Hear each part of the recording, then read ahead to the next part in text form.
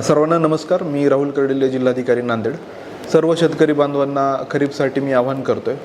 आपल्याला सगळ्यांना कल्पना आहे की यावर्षी अल निनोच्या प्रभावामुळे पाऊस कमी होण्याची शक्यता आहे. त्यामुळे आपल्याला जी सोयाबीनची पेरणी आहे प्रामुख्याने ती BBF म्हणजे रुंद सरी वरंबा पद्धतीने किंवा बेडवर टोकन पद्धतीने करण्याची आपल्याला गरज आहे.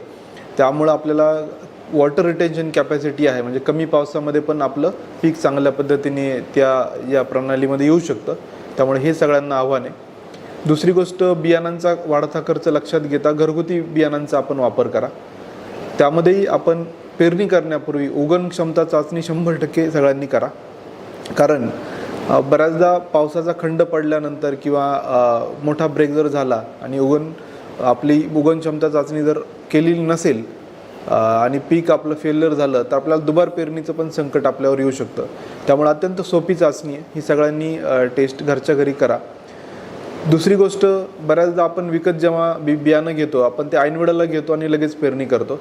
किमान 7 दिवस आधी आपण बियाणं खरेदी केलं पाहिजे, जेणेकरून आपल्याला उगवण क्षमता चाचणी आपल्याला घरच्या घरी करता येईल. तर हे महत्त्वाचं आपण सगळ्यांनी लक्षात ठेवा.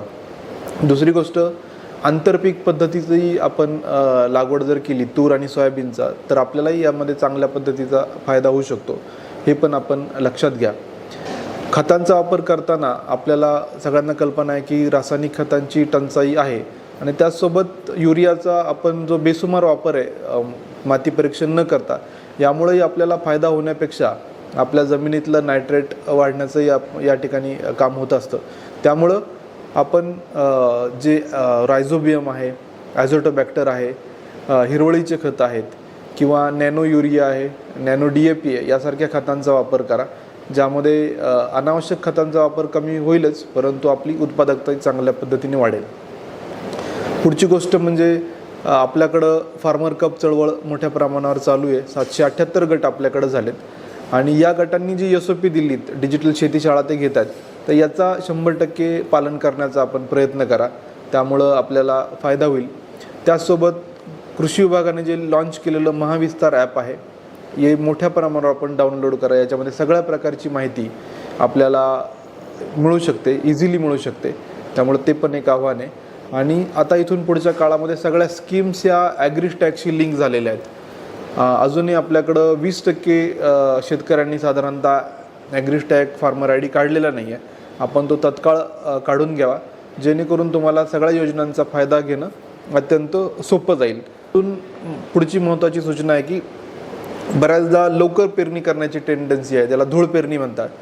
त्यामुळं पेरणीची कुठली घाई करू नका. 80 mm ते 100 mm पाऊस झाल्यानंतरच आपण पेरणी करा.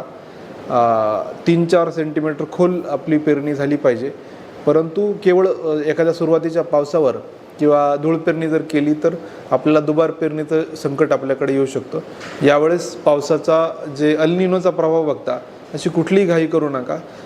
कृषी विभाग जे ॲडवायझरी देतोय त्या प्रत्येक गावामध्ये आपण व्हॉट्सअपच्या माध्यमातून, आपल्या कृषी सहायकांच्या माध्यमातून आपण पोहोचतोय, तर त्या आपल्यासाठी सदैव ओपन आहेत. त्यामुळं या ॲडवायझरीचा वापर करा आणि लवकर पेरणी किंवा अनावश्यक पेरणी पावसाचा खंड असतानाही टाळणं आवश्यक आहे. त्यामुळं याची खबरदारी आपण सर्व शेतकरी बांधवांनी घ्यायला पाहिजे, असं मी आवाहन करतो. धन्यवाद.